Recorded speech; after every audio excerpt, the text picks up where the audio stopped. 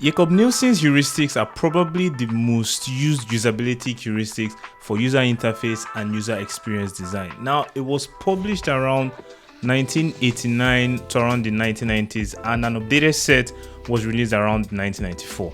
Though the final, in which we still use currently now, was published around 2005. So there have been some little updates, but these 10 usability heuristics are some of the most important rules you need to understand as a UX designer. In this video, I'm going to explain each one to you so you could better understand them. And while I'm doing that, I'm also going to be giving you some examples to help you fully apply this experience or these heuristics into your everyday design. Now, I'm not saying these are the only ways to design an amazing UX or to vet or audit an amazing UX experience, but these are some of the most used industry standards. So I would advise you to take time, look at them, and apply them in your own design. The very first one is visibility of system status. Now, this is an example whereby a user is aware of everything that is happening within your system at every point in time. Users should always know what's happening in your system. For example, imagine you're booking a flight, and after hitting the confirm button, there is no way for you to know if your request has been processed, if you're able to get that ticket, or the transaction even failed. You will feel very anxious not knowing what exactly has happened. The same way when you're building systems, you need to understand that users need to be informed throughout the entire process. You could use things like progress indicators, and even a real life scenario will be at the traffic light. When it's green, you know to go. When it's red, you know to stop. These are indicators that keeps you informed about everything that's happening. The second one would be match between system and real world.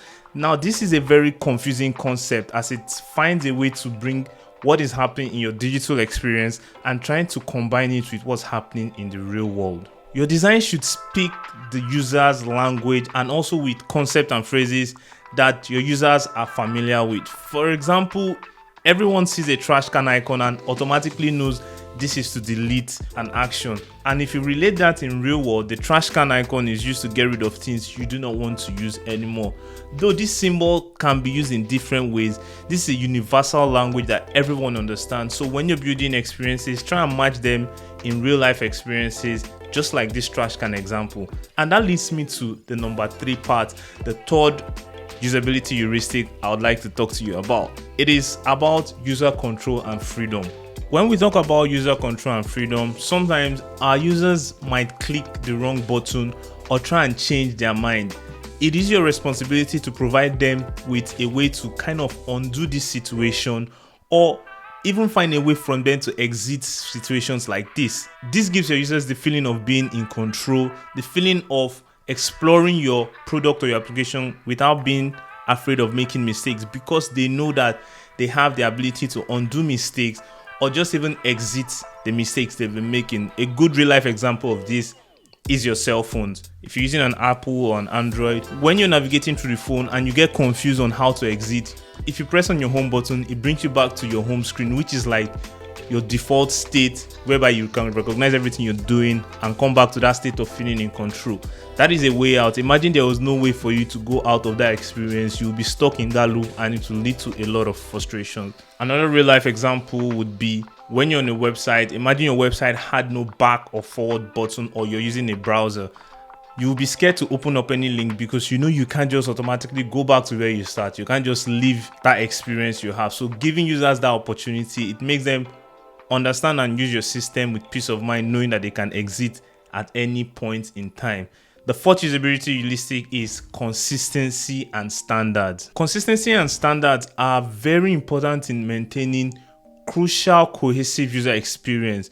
Users shouldn't have to guess what different parts of your website or different parts of your application should do.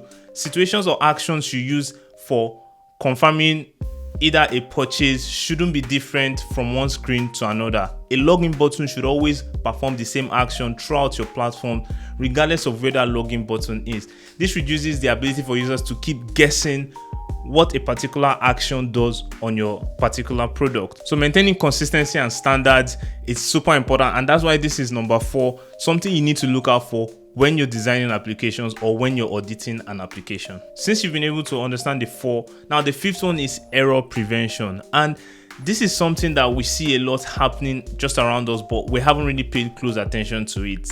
Error prevention is better than error messages. This is a way you prevent the error before it actually happened. You design your interface in a way that this error do not happen in the first place, leading to frustration. And this could be as simple as disabling a submit button until all the required fields you need are correctly filled out, or even showing an error in line while a user is typing.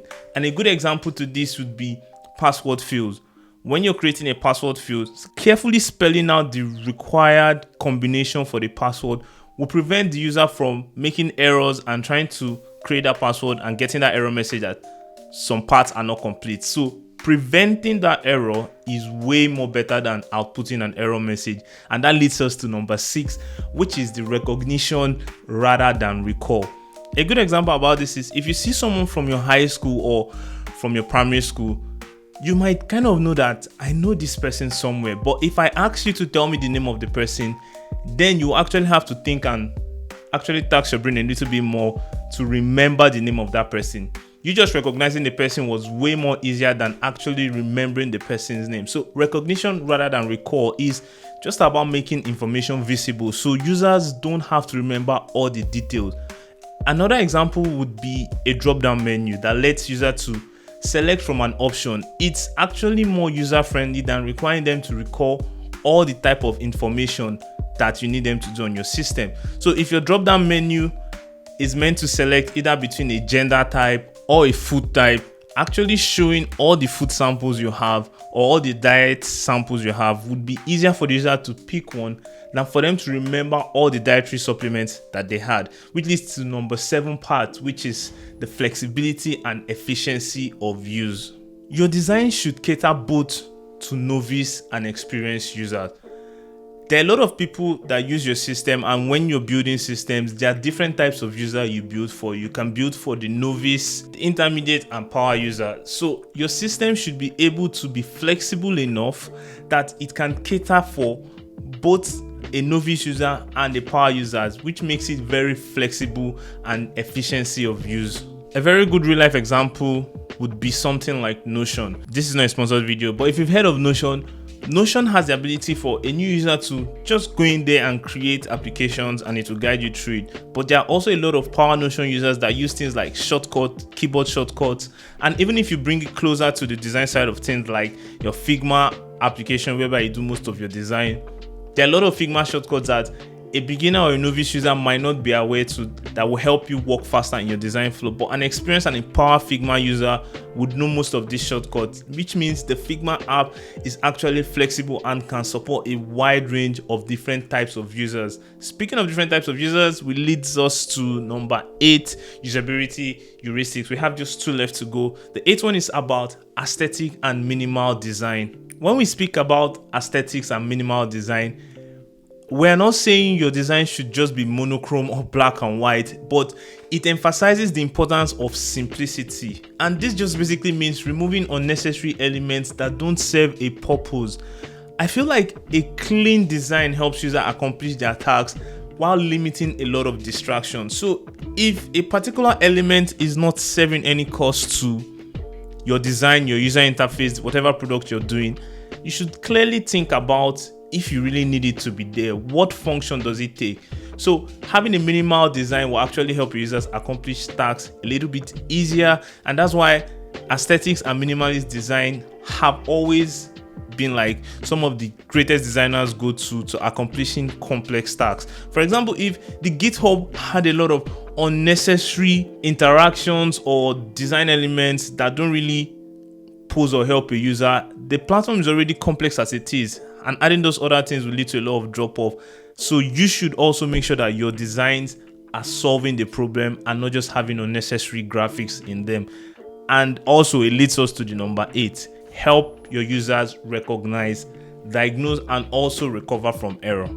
Errors will always happen, but what makes it different is your system helping users recognize when an error happens, helping them diagnose and recover from them, providing clear error messages that do not only explain the issues but also provide some steps to fix it. If you go to some platforms and you enter like a search or a filter and your filter is returning no result, some of these platforms will provide you options to help you fix your error. And another good example of this is some of the 404 error pages that some of the top brands have. Some of these error pages actually tells you the steps you might have gone wrong, or it will give you ways and solutions for you to fix it.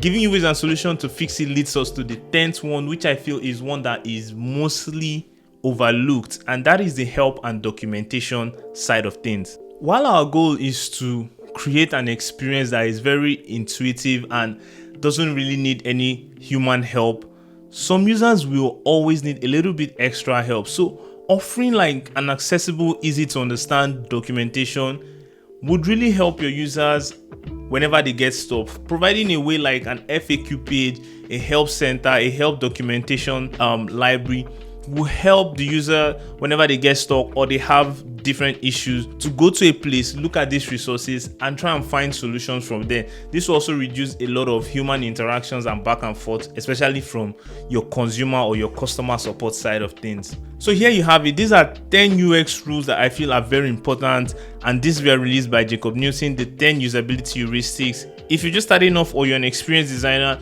you will know that these 10 usability heuristics can help you create amazing user experience and can also help you audit user experiences that will improve performance and efficiency. That's all I have for you today. My name is Destiny, and if you like seeing more of these videos, don't forget to subscribe to the channel. We'll try and release way more videos weekly for you, so don't forget to turn on that notification so you'll be the first to know when those videos drop. See ya.